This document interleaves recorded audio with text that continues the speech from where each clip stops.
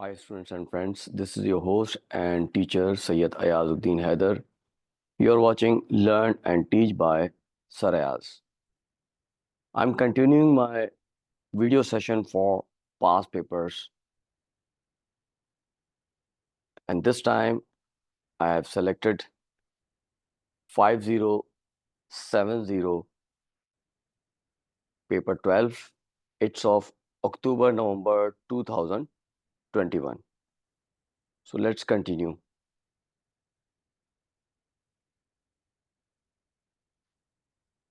Here's question number 1. In a titration, 25 centimeter cube of aqueous sodium hydroxide is transferred into a conical flask. A few drops of indicator are needed. Dilute hydrochloric acid is then added to the flask until the end point is reached. Which pieces of apparatus are used to measure volume in this experiment? We have 4 choices to measure dilute hydrochloric acid. Do we need burette or pipette? See, we are titrating sodium hydroxide, which is in the conical flask, and dilute hydrochloric is added to the flask. So it must be burette. So either A is correct or B is correct. Both C and D is incorrect. What about sodium hydroxide? Sodium hydroxide must be transferred using pipette. So B must be the right answer in this case. Moving to next question.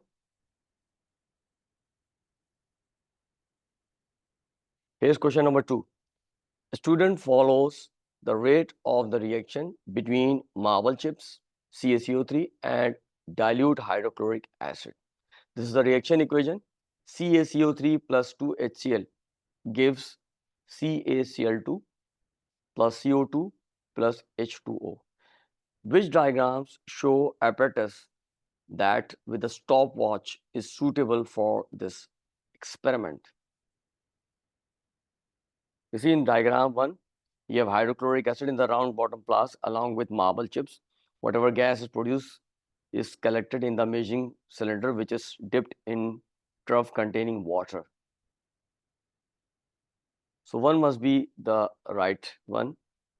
What about number 2? In 2, hydrochloric acid along with marble chips is added to conical flask with loose plug on the mouth of the flask, and the whole apparatus is placed on a balance. You can see the change in mass, that is decrease in mass. So this is also correct.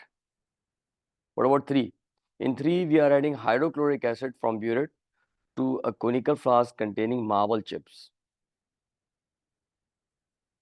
You can't notice any change in this, so it's impossible to measure the rate of reaction in this case. So this must be the incorrect choice. So 1 and 2 is the right answer. So B must be the right choice for this question. Number 3. Pure oxygen is needed by many industries. How is pure oxygen obtained in large amounts for such uses? So it's used by the uh, fractional distillation of liquid air. First, air is liquefied and then it's fraction distilled in order to obtain different gases.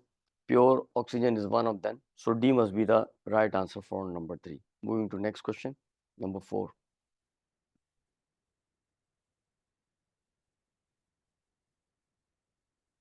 An impure sample of compound X has a melting point of 120 degrees centigrade. X is purified and its melting point is measured again.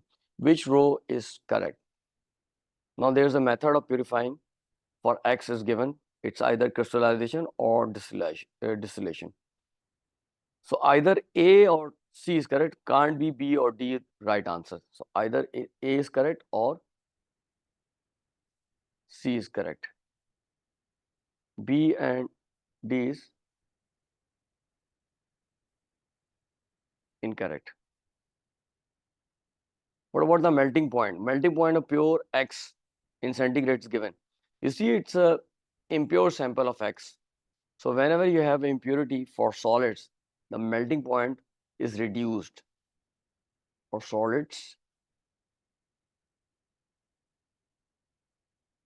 impurity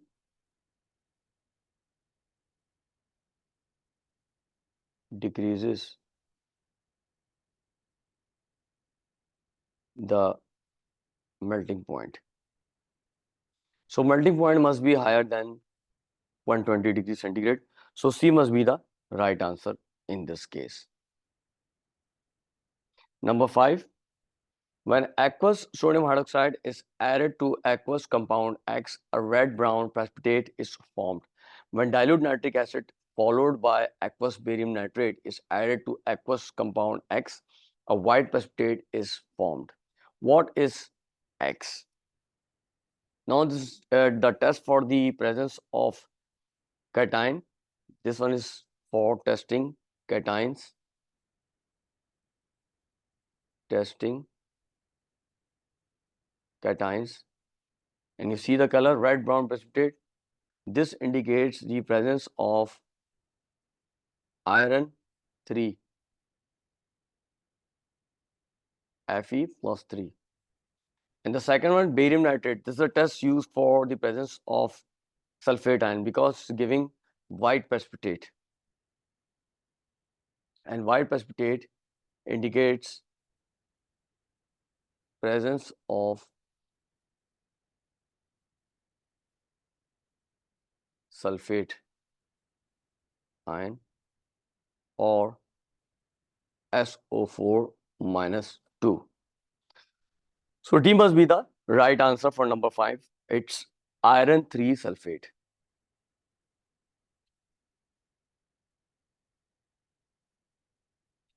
An aqueous solution of zinc chloride is tested by adding reagents.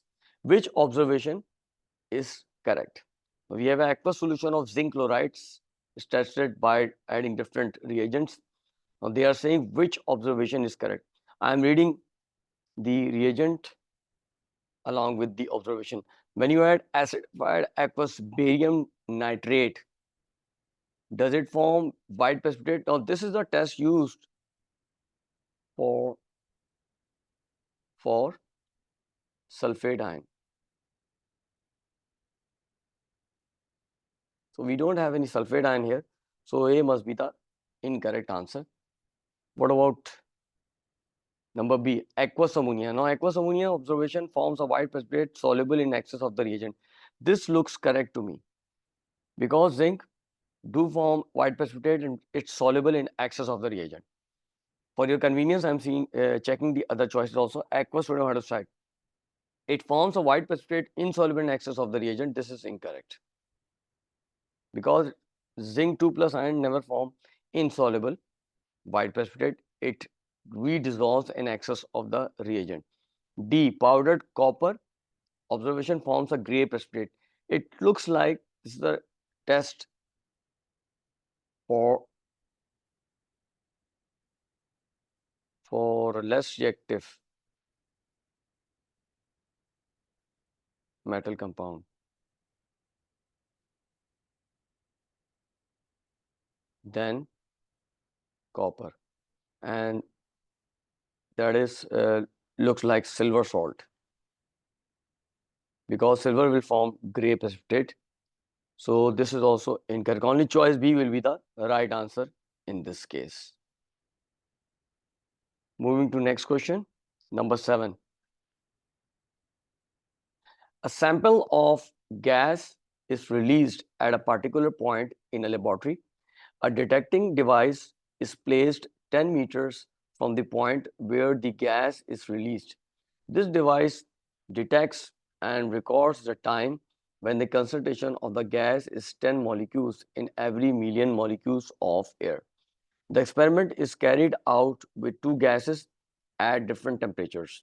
In which experiment was the time recorded by the detector greatest? Now they are saying that greatest time. And what gases we are having? We are having SF6, and CO2. Now greatest time means indicates the gas with higher MR, relative molecular mass or density. At the temperature is also given, lower temperature. You can't have higher temperature because temperature also increases the rate of diffusion. This question is related to the rate of diffusion. So first of all, I need to calculate the MR of these. MR of SF6. Where is S and F? Here is F. AR is 19. Where is S? Here is S, 32. So we have 1 multiplied by 32 plus 6 multiplied by 19.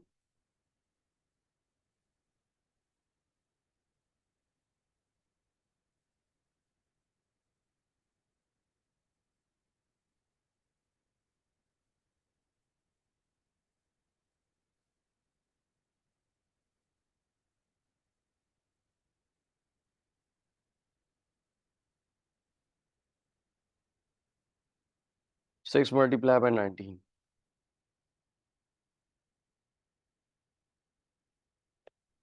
114 plus 32. 146. What about CO2?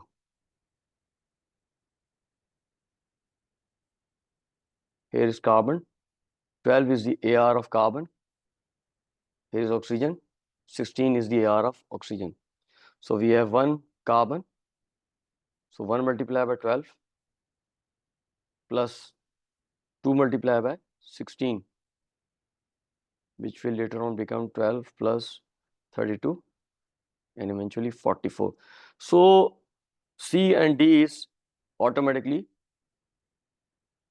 excluded. The reason is that both of these are having low MR. So CO2 can't be the right answer. Either A is correct or B is correct. Look at the temperature. In A, it's 20 degrees centigrade. So it must be A. Having high MR and temperature is low, it will take greatest time to be recorded. Number 8. The table shows data from some particles. For some particles, we have sodium ion, fluoride ion, magnesium ion. What are the values of W, X, and Y? Where is W? Here is W. There W in there. W. They are saying number of neutrons. In order to calculate the number of neutrons, you simply have to subtract the number of protons from nucleon number. Sodium ion.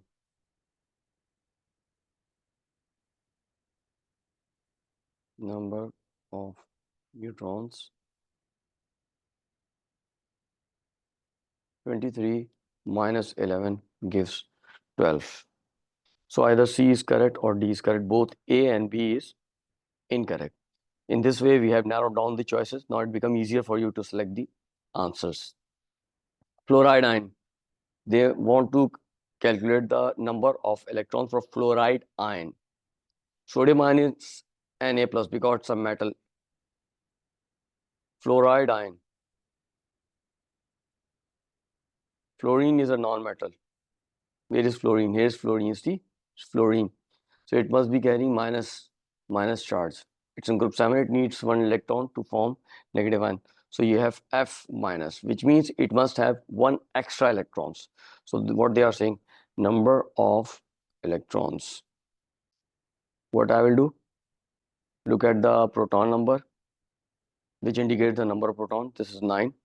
And I will add 1 electron as it is carrying minus charge. So it must be 10.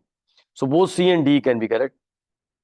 Only Y is left. We need to calculate the value for Y also, which is of magnesium ion. Magnesium ion.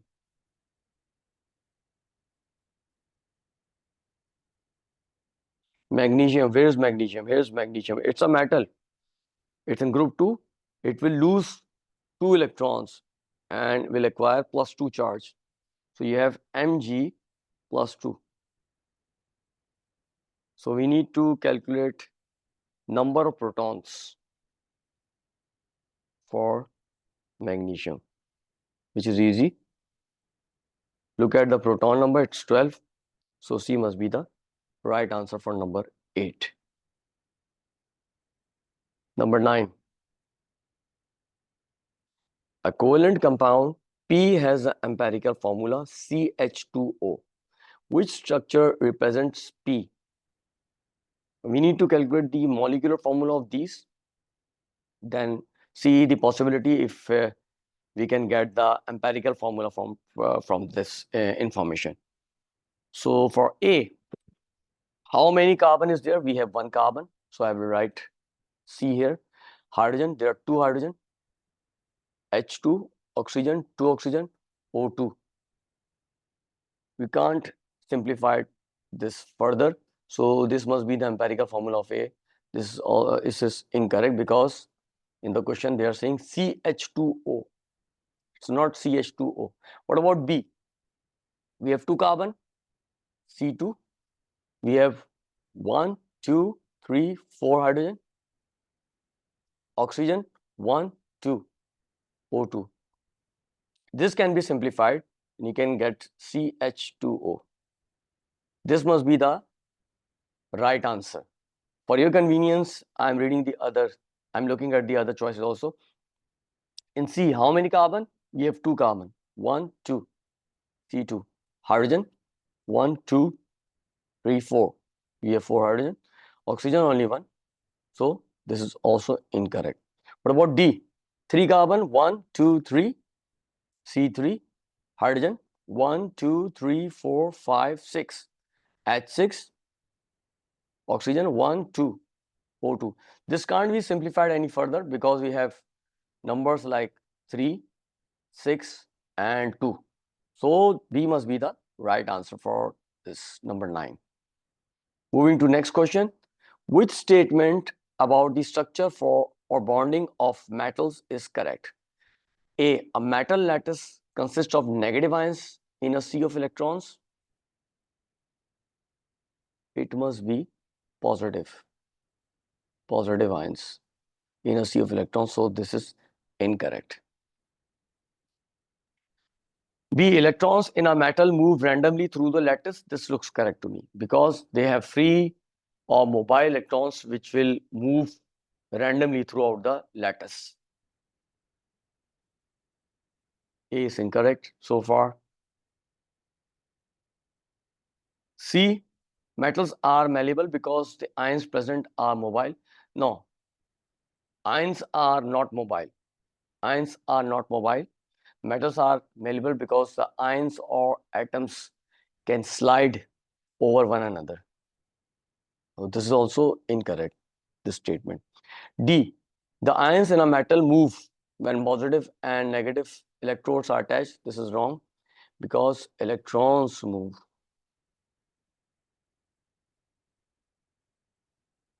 So only B will be the right answer for number 10. Number 11, the relative atomic mass of chlorine is 35.5. What is the mass of 2 mole of chlorine gas? Chlorine gas, where is chlorine? Now here's chlorine. You see in group 7, they all exist as diatomic. All exist as diatomic molecules.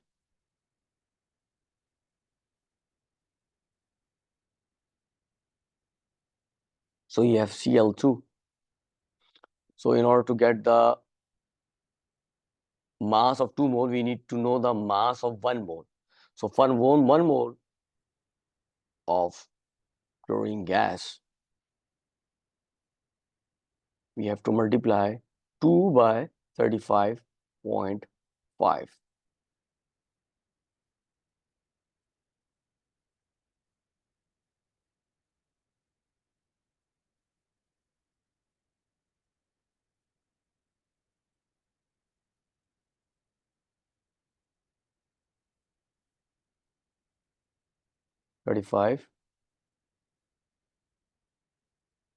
0.5 multiplied by 2, 71. So if 1 mole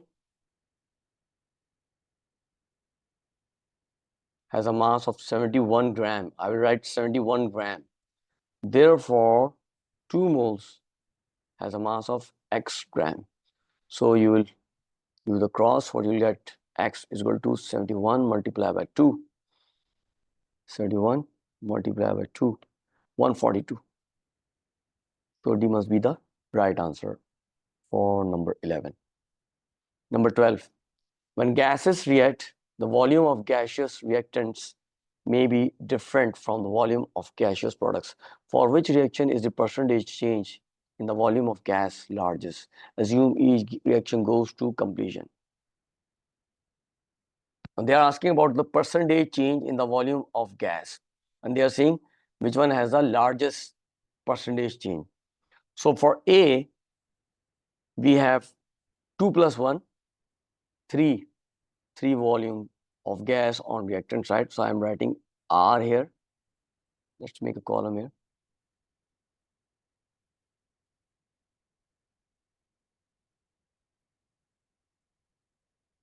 This will help us. On the product side, how many? We are getting 2 volume.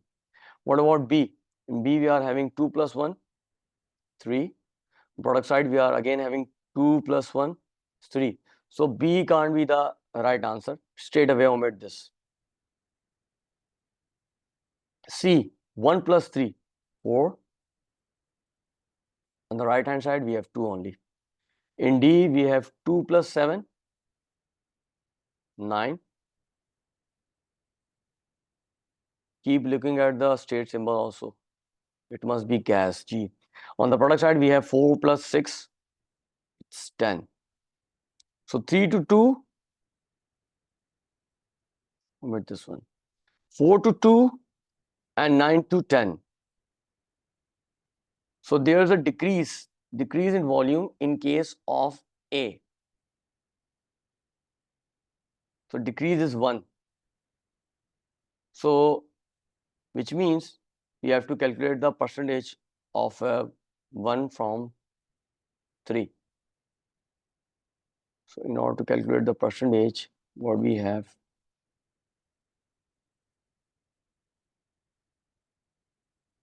we have 1 multiplied by 100 divided by 3. 33.33. 33.333. This is a percentage. What about number C? We have 2. There's a decrease in volume by 2. So 2 multiplied by 100 divided by 4. It must be 50%. So you write 50% here. What about D? We have change is very little. That is 1 multiplied by 100 divided by 10. It's 10%.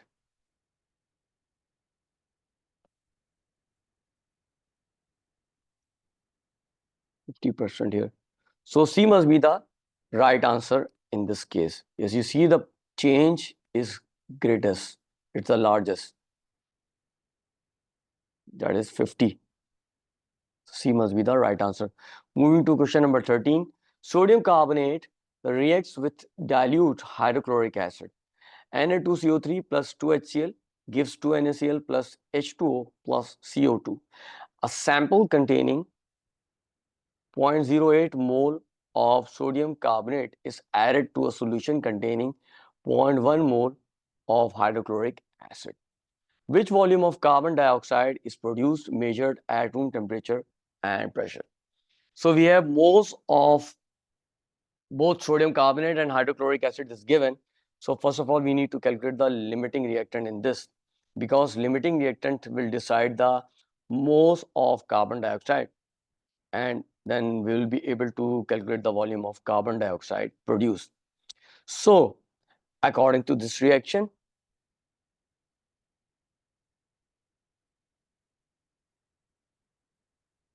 according to the reaction.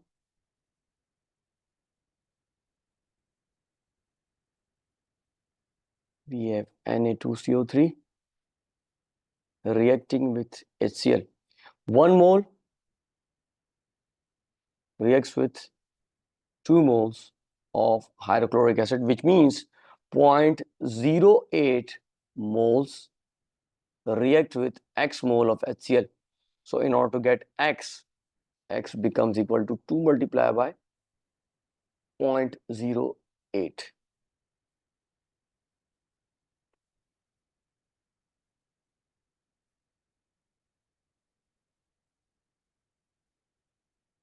To multiply by 0.08. What we'll get? We'll get 0.16. 0.16 moles of HCl. This value is compared with the value given in the question, which is 0.1, which means HCl is the limiting reactant. Hydrochloric acid, it's the limiting. And sodium carbonate is excess. Now we need to calculate the moles of carbon dioxide. What's the relation? There's HCl and carbon dioxide. 2 moles producing 1 mole. Therefore, 0.1 mole producing X mole. So X equals to 0.1 by 2. 0.1 divided by 2. 0.05. 0.05 moles of carbon dioxide. 0.05 moles of this carbon dioxide. So in order to calculate the volume, simply multiply it by 24. 0.05 multiply by 24. 1.2. 1.2 dmq. 1.2 dmq. So B must be the right answer for this question. Number 14. Which statement about the electrolysis of solutions is correct? A. During the electrolysis of concentrated aqueous sodium chloride solution, hydrogen is produced at the cathode. This is correct. This looks correct to me. Because sodium is highly reactive, it's at the top of the series, it will never get discharged. It will always get hydrogen at cathode. For a convenience, I am reading the other choices also. B. During the electrolysis of dilute sulfuric acid, oxygen is produced at the cathode. This is wrong because oxygen is produced at anode. So this is incorrect. C. When aqueous copper 2 sulfate is electrolyzed, the reaction take place at the cathode is there's a gain of electron. Gain of electron. The problem is that they're showing plus sign. We have +2 or 2 plus, and there must be 2 electrons. So this is also incorrect. D. When aqueous copper 2 sulfate is electrolyzed using copper electrodes, the mass of the anode at the end of the reaction will be greater than at the beginning. This is wrong. The mass of the cathode, it will increase in mass. The cathode will increase in mass, so this is also incorrect. Only choice A will be the right answer. Moving to next question, 15.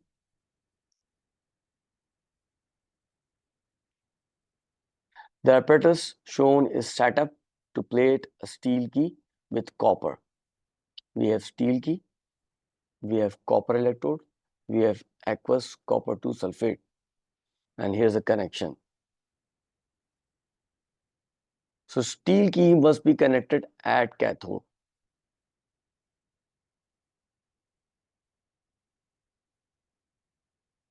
Which means copper must be anode. So these two looks incorrect to me.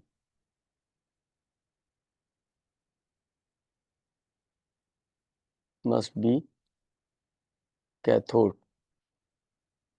must be anode. The key does not get coated with copper. Which stain needs to be made to plate the key? A. Increase the concentration of aqueous copper to sulfate. No, this will not help. If you will increase the aqueous copper to sulfate, as electrolysis is not happening, only aqueous copper to sulfate will get concentrated. B. Increase the voltage. This will also not help because the connection is incorrect. So you have to reverse the connection. So D must be the right answer in this case. This is the right one. C is also incorrect. 16. The equation shows the reaction of glucose with oxygen.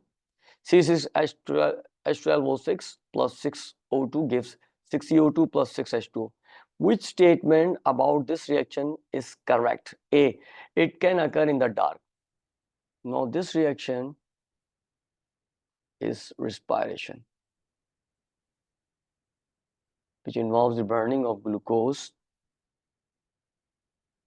aerobic burning. This takes place in the presence of oxygen, and it can occur in the dark. So A must be the right answer in this case.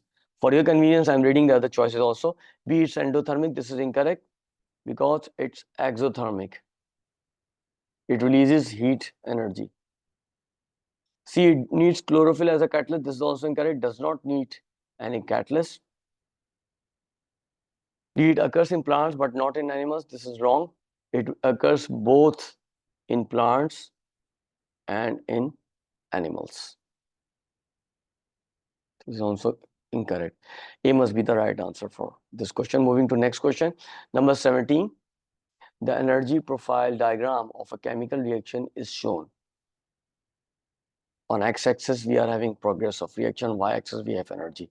Which statement is correct? A, the reaction is exothermic. Now, for exothermic reaction, product must be at the low energy state. If you look at the reaction, product is at the high energy state. It's endothermic. It's not exothermic. So this is incorrect. B, X represents the activation energy of the for the reaction. This looks correct to me because this is activation energy. You see the X, it's starting from the line which is adjacent to a reactant and which is still the height of maximum height of the hump. This is hump, energy hump.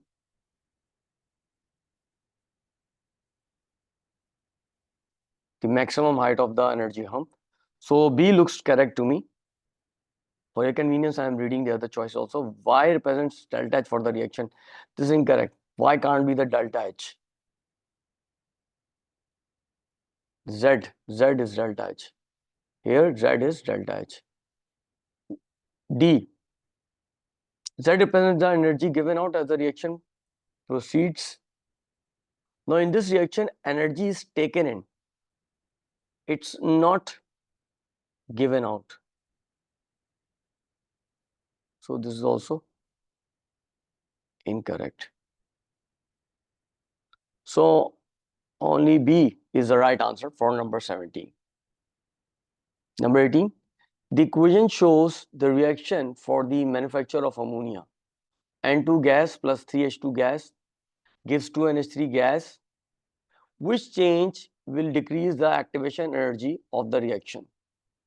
It's very easy. You simply have to add the catalyst. So A must be the right answer in this case. You can't decrease activation energy by decreasing the temperature or increasing the concentration or increasing the pressure. Question number 19.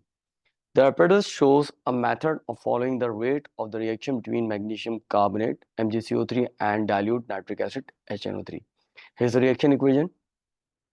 MgCO3 solid plus 2HNO3 aqueous gives MgNO3 whole twice aqueous plus H2O liquid plus CO2 gas. We have flask containing magnesium carbonate and dilute nitric acid. On the right hand side, we have gas syringe. This is gas syringe in order to collect the gas. The graph shows the volume of gas collected against time. On x-axis we have time, and on y-axis we have volume of gas collected per centimeter cube. Three statements are made about the experiment. Number one, the mass of the flask and its contents decreases as time increases. Number two, the rate of the reaction decreases as time increases. Number three, the reaction has finished after 4 minutes. Which statements are correct? All these three statements are correct. Number one, the mass of the flask and its contents decreases as time increases. The reason is that gas is produced, so definitely the mass will decrease. Number two, the rate of the reaction decreases as time increases. You can see from the graph, the rate decreases. Number three, the reaction is finished after 4 minutes. Here we have 4 minutes. So you can see here, after 4 minutes, it's finished. So this is also correct. A is a right answer for this question. Number 20. Aqueous bromine is added to aqueous sodium chloride. Which statement is correct? This is a reaction between bromine and sodium chloride. This reminds of displacement reactions in halogens. Displacement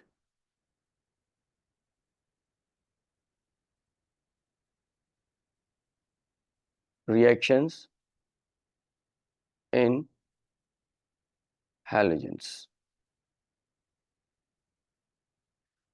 Now here we have halogens, group 7. We have fluorine, chlorine, bromine, iodine, astatine. And what is the trend?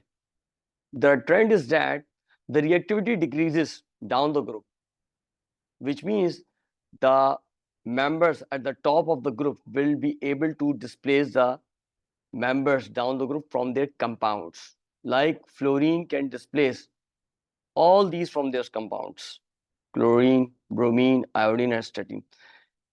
Chlorine can also displace, but it can only displace bromine, iodine, or astatine from their compounds, not fluorine, because fluorine is more reactive than chlorine. So remember this point. Which statement is correct? A, bromine is oxidized and chloride ions are reduced. First of all, see, this reaction will take place or not. This reaction will not take place. Reaction will not occur because Cl2 more reactive or above bromine, more reactive than Br2. So this reaction will not take place. So A is incorrect. B, bromine is reduced, chloride ions are oxidized. This is also incorrect. C, neither oxidation nor reduction takes place.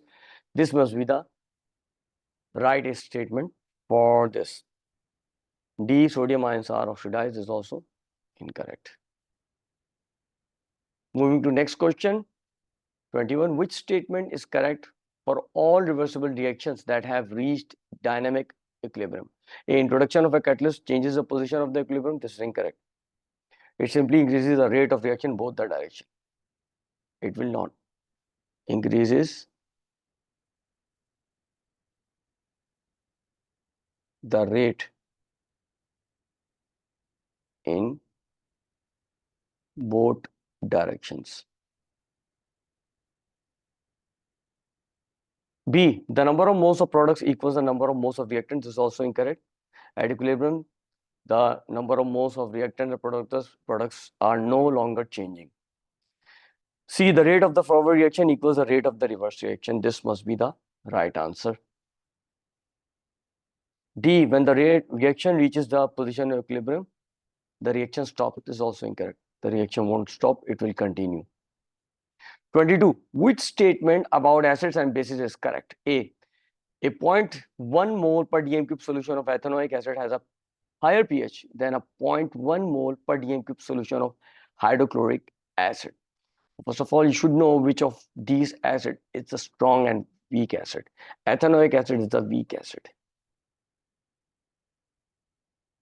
Hydrochloric acid is the strong acid. So hydrochloric acid must be having lower pH than ethanoic acid. So this statement must be correct. For your convenience, I am reading the other statements also. B, all bases dissolve in water to produce OH negative ion. This is incorrect. The reason is that bases we have metal oxides, metal carbonates, and we also know that all metal carbonates are insoluble except group 1 and ammonium. So they do not dissolve to produce OH negative ion. Same way, same case with the oxides. Not all oxides are soluble. So this is incorrect. C, bases react with nitrates to produce ammonia. This is incorrect. Alkalis react with nitrates. Alkalis are soluble bases. They will react with ammonium salts to release ammonia.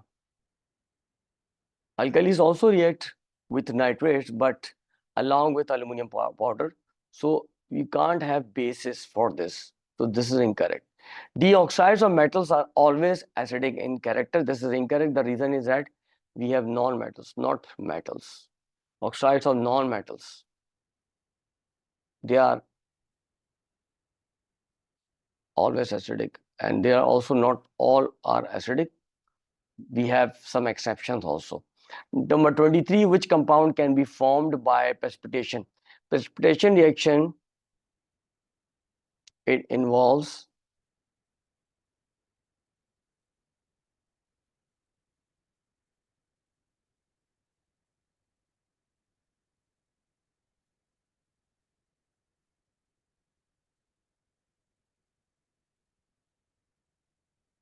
mixing of either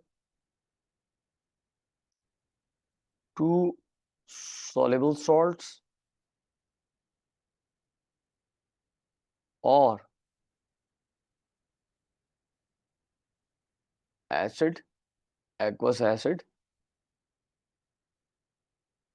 You can write acid, don't need to write aqueous acid. Acid will definitely show its property in aqueous acid with soluble salt.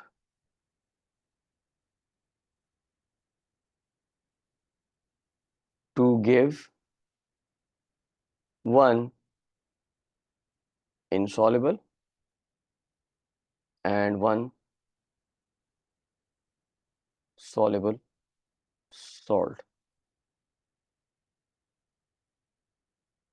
So one of these must be insoluble in water. So that will definitely involve the method of precipitation for its manufacturing. Sodium chloride, all chlorides are soluble except lead, mercury, and silver.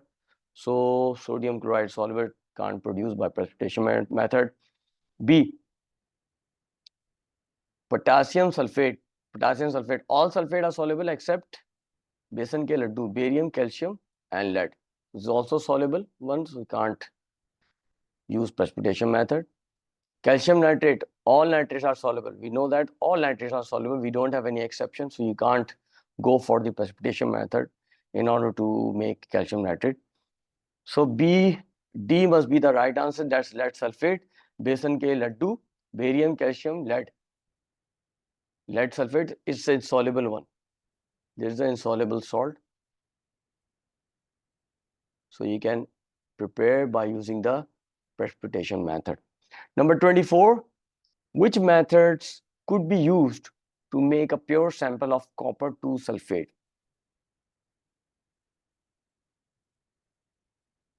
So you can't get copper 2 sulfate by reacting the metal copper with the acid. It does not react with dilute acid, only react with concentrated acid and get mixture of products. So 3 can't be the right method. What about precipitation? Copper 2 sulfate is the soluble one. It is produced along with water of crystallization also. Water of crystallization means it contains a salt. Salt contains a water. So we can't have precipitation method for this. So 1 and 2 must be the right method, because you can react dilute acid with metal carbonates like copper to carbonate or copper to oxide in order to get this copper to sulfate. So 1 and 2 must be the right answer. A must be the right answer for number 24.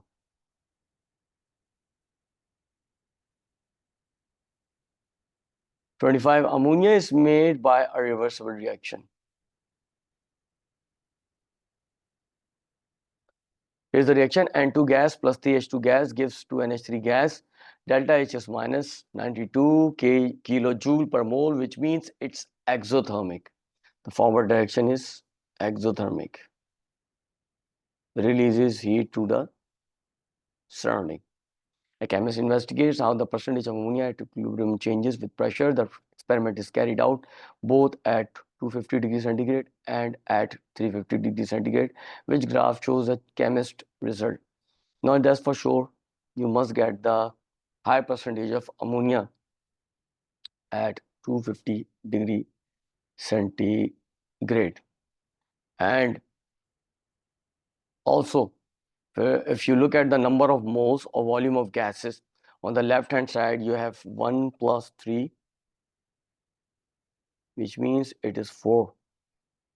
And on the right hand side you have 2 volume of mole of gases, so which indicates it favors high pressure. High pressure shifts the equilibrium to the direction where the volume or mole of gases are low. So 250 degrees centigrade and high pressure. So if you look at all the choices, B looks correct to me. B must be the right answer in this case. Other choices are incorrect. You can't get the higher percentage of ammonia at 350 degrees centigrade. This is incorrect. And you can't get the lower percentage of ammonia at 250 degrees centigrade. And you can see the pressure is also increased here. Similarly, in case of D, pressure increase, the percentage of nitrogen ammonia is also decreased, even though the temperature is 250 degrees centigrade. So this is also incorrect. So all A, C, and D, these all are incorrect. Only choice B will be the right answer in this case.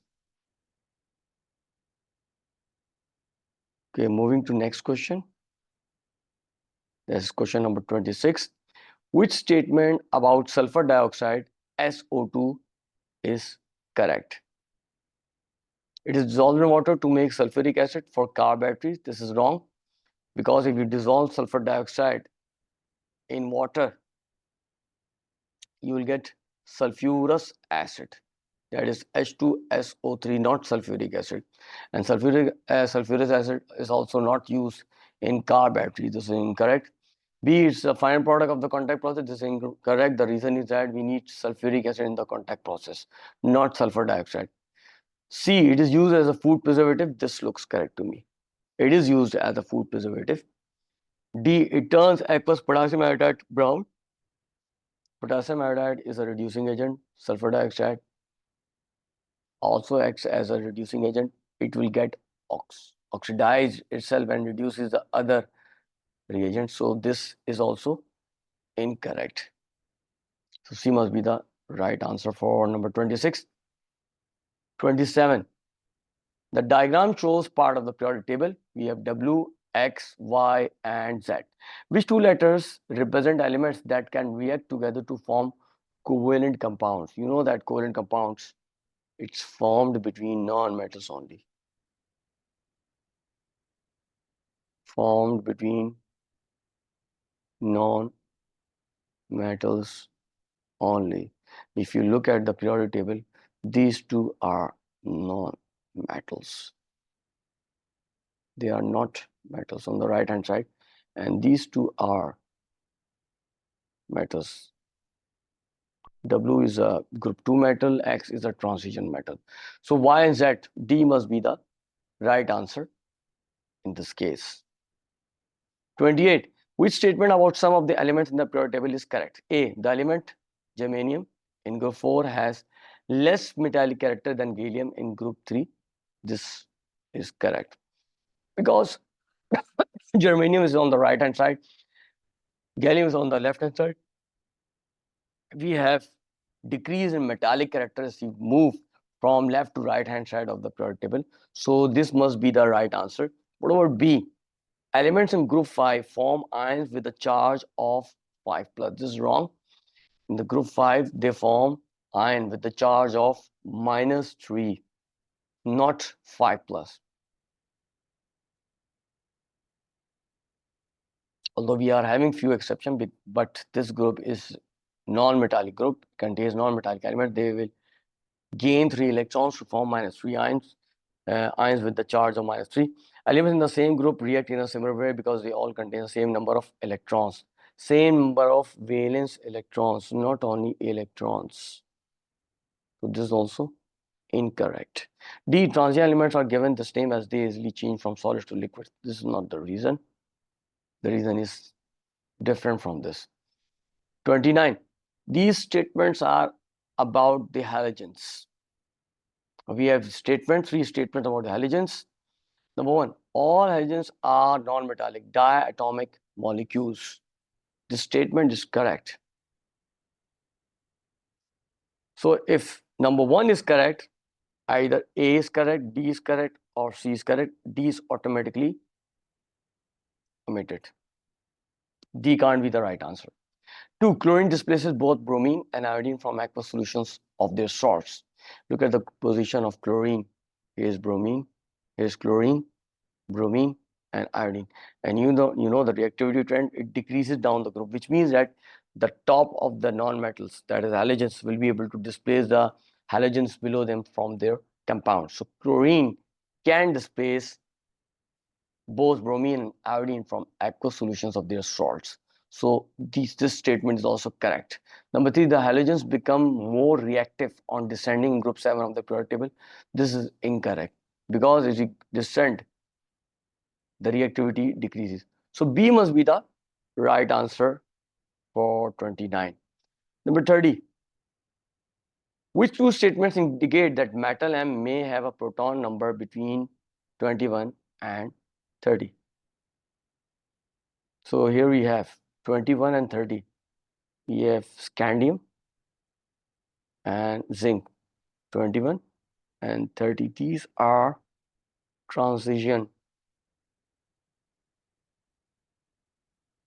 elements. They show the typical properties of metals, but they have some exceptions from other metals in the periodic table. Number 1, it conducts electricity. All the metals conduct electricity. So you can't say that this metal may have a proton number between 21 and 30. It can be any metal. So you can't take one as a right statement. So if one is wrong, so A and B must be the incorrect choice. Either C is correct or D is correct.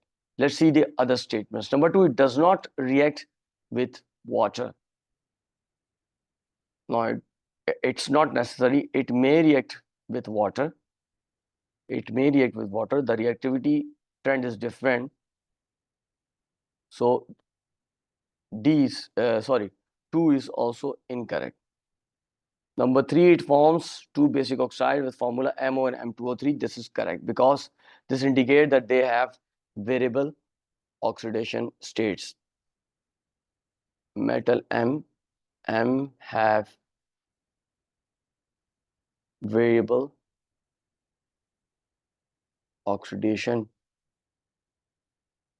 states. This indicates that. So this is the right statement. 4, it forms 2 color surface. This is also correct because transition metals or elements, they have the tendency to form colored compounds, and sulfates are the compounds of the transition metals. So 4 is also correct.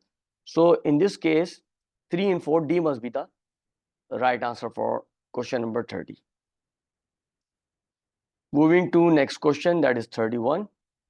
The table gives properties of 4 metals P, Q, R, and S. We have method of extraction, reaction with water, reaction with acid. Which statement is correct? Now, first of all, I will line up these metals according to this information. Now, in P, they are saying the method of extraction is electrolysis also only, which means that it's among the highly reactive metal. So on reaction with water, there's no reaction, which means it is not very much reactive. Now reaction with acid, it's reacting with slowly. So it's like a moderately reactive, P. I'm placing P here. What about Q? Now Q, it's a method of extraction heating oxide with carbon, and it reacts slowly with steam. And it also reacts slowly with acid. Now the method of extraction indicates is among the less reactive, not very least reactive, it's among the less reactive. So P and Q must be below P. The reason is that the method of extraction, because in P we are going for the electrolysis method, which means it's highly reactive. We need to go for electrolysis method, that's why. So what about R? So method of extraction, they are saying electrolysis also. Electrolysis only, which means it's also among the highly reactive metals. Reaction with water, it's reacting rapidly with steam, and also with acid, the reaction is rapid, which means it's highly reactive, among highly reactive. So I can place R above P and Q. What about S? Heating oxide with carbon, which means it's among the less reactive metals. No reaction either with water nor with acid, which means it must be placed below. So RPQS, this must be the final position for these metals. So less reactive as you go down. P is least reactive. No, P is not least reactive. So A must be the incorrect answer. What about B? Q would displace R from a solution of its salt. This is also incorrect. Q can't displace R because R is more reactive from Q. See, R could be zinc. Where is R? No, R. If it's zinc, the method of extraction should be like heating its oxide with the reducing agent. So you can't have electrolysis only for R. For zinc, sorry, for zinc. In the question, they are saying R can be extracted through electrolysis only. So zinc can't be R. So it's also incorrect. D must be the right answer. S could be copper. Yes, S could be copper. It's correct. It's the less reactive. Looking at the information, heating oxide with carbon does not react with either with water nor with acid. So S could be copper. 32. Which statements about extracting metals from their ores are correct? Number 1, aluminum is extracted by the extraction of aluminum oxide dissolved in chloride, right? This is correct. 1 is correct. So either A is correct, B is correct, or D is correct. C can't be the right answer. What about number 2? Silver is difficult to extract from its source because of its low reactivity. This is incorrect. The reason is that silver is among the least reactive metals. So you can't face difficulty in extracting from its ore due to its lower reactivity. We will easily extract. It is least reactive, but we can easily extract from its ore. So it looks like only choice B seems to be the right answer in this case. For your convenience, I'm reading the last statement.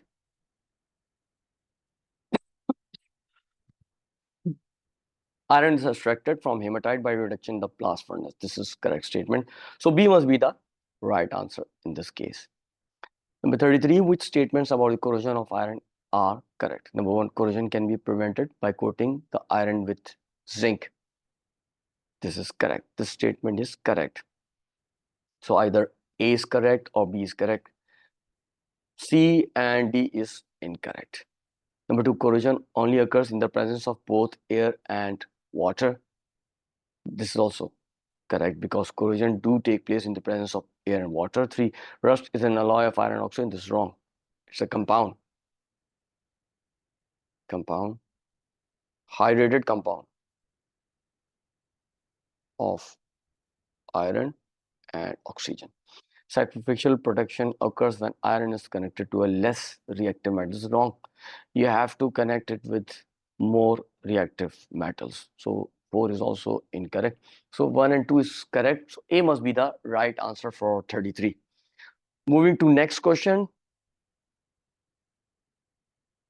34. In the extraction of aluminium from aluminium oxide, the following three reactions take place. Al3 plus 3 electrons gives Al. 2O2 minus gives O2 plus 4E. 3. C plus O2 gives CO2. All these reactions are correct. Number 1 is the reduction, which takes place at cathode. Number 2 is oxidation, which takes place at anode. Number 3 also takes place at anode. So this takes place at cathode, which is negative electrode.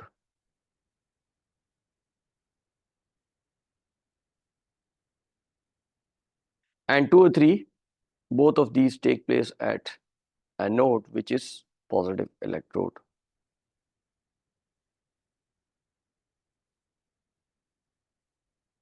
Which reactions take place at the positive electrode? 2 and 3. So D must be the right answer for number 34. Which statements are correct? 1. Chlorination is used to remove unpleasant taste from drinking water. This is incorrect. The reason is that in order to remove the unpleasant odor, not chlorination is done, it's treated with carbon. Treated with carbon. Number 2, desalination can be achieved using distillation. This is correct. Now 1 is incorrect. It means that both A and B is incorrect. Either C is correct or D is correct. 2 is correct, which means it looks to me C must be the right answer. For your convenience, I'm reading the last statement. The presence of phosphates in water and soil encourages plant growth. This is also correct. So C must be the right answer for number 35. D is also incorrect. 36, two isomers are shown. We have two isomers. Which statements about these isomers are correct? Number 1, they have the same empirical formula. Yes, definitely they have the same empirical formula. So A, B, and C. One of these choices are correct. D is incorrect. Always try to narrow down your choices. It will help you in the exam to get better grades. Number 2, they have different molecular formula. This is incorrect. They don't have different molecular formula. As written, they all are, both are isomers. They definitely have same molecular formula, not different molecular formula. 3, they are members of the same homologous series. This is also correct. They are the same members. They are members of the same homologous series because follow same general formula.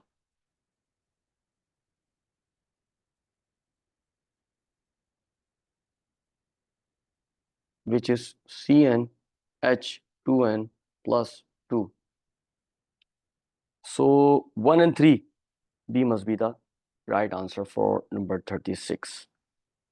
37, a hydrocarbon compound Q has a molecular formula CXHY. We don't know the molecular formula. They are saying it is CXHY. Q reacts with hydrogen to form a single product with molecular formula CXHY plus 2. So it's an addition product. It's an addition product.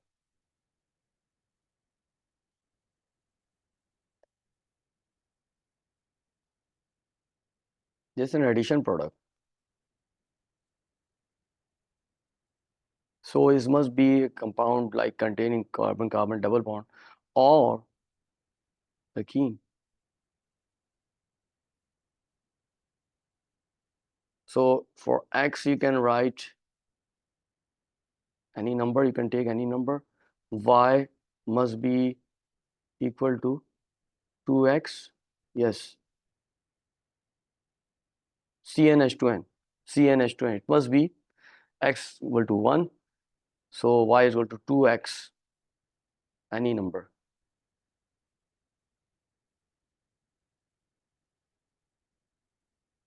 Okay, which statement about Q is correct? A, Q does not burn in air. This is wrong. It will definitely burn in air because hydrocarbon, it will burn in air. B, Q is a saturated hydrocarbon. This is also incorrect. The reason is that the information indicates it must contains carbon-carbon double bond. So it's not saturated. It's unsaturated.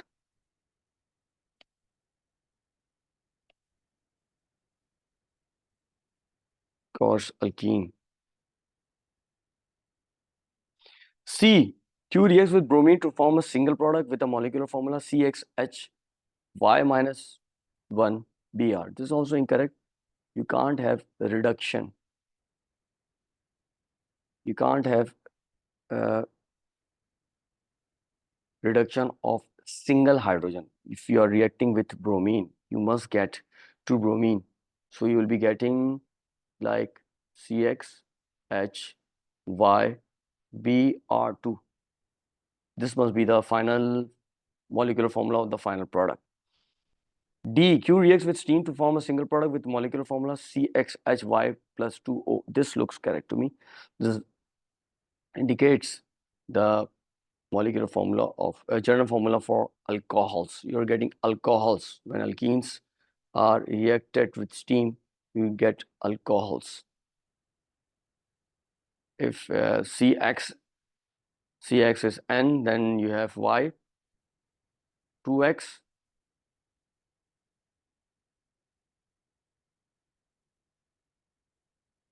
plus 2 and O. So this must be the right answer. D must be the right answer in this case.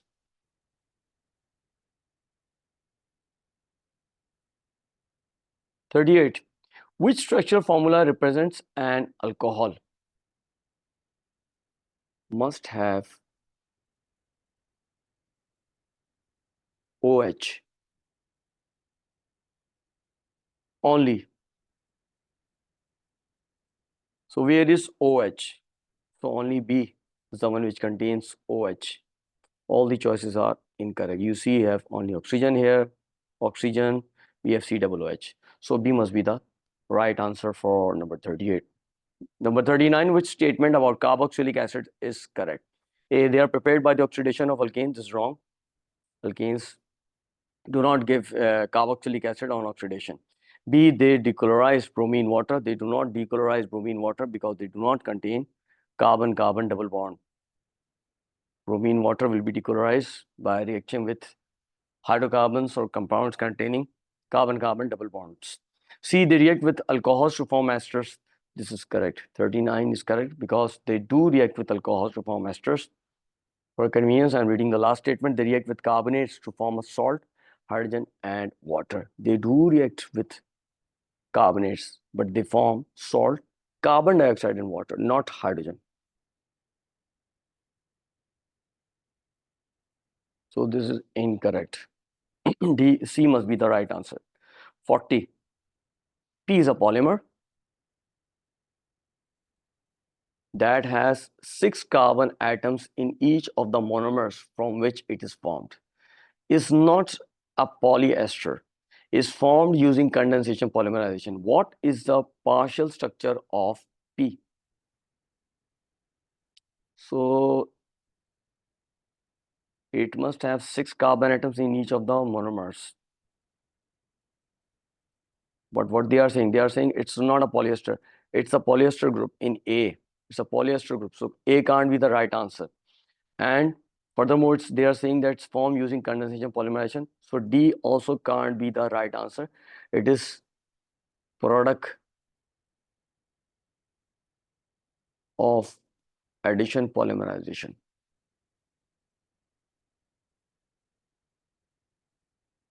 So either B is correct or C is correct. Let's count the carbon atoms. Now in B, you see how many carbon atoms? We have 6 here, and plus 1 plus 6 plus 1, which means it becomes 8. They are saying 6 carbon atoms. So this also can't be the right answer. C must be the right answer. For your convenience, I am counting the carbon atoms here. We have 1 plus 4 plus 1. This gives 6 carbon for this monomer. What about the second monomer? This one is the second monomer. We also have 6 carbon atoms. So C must be the right answer in this case. Thanks for watching. Press like and share my videos. For more videos, subscribe to my channel and press the bell icon.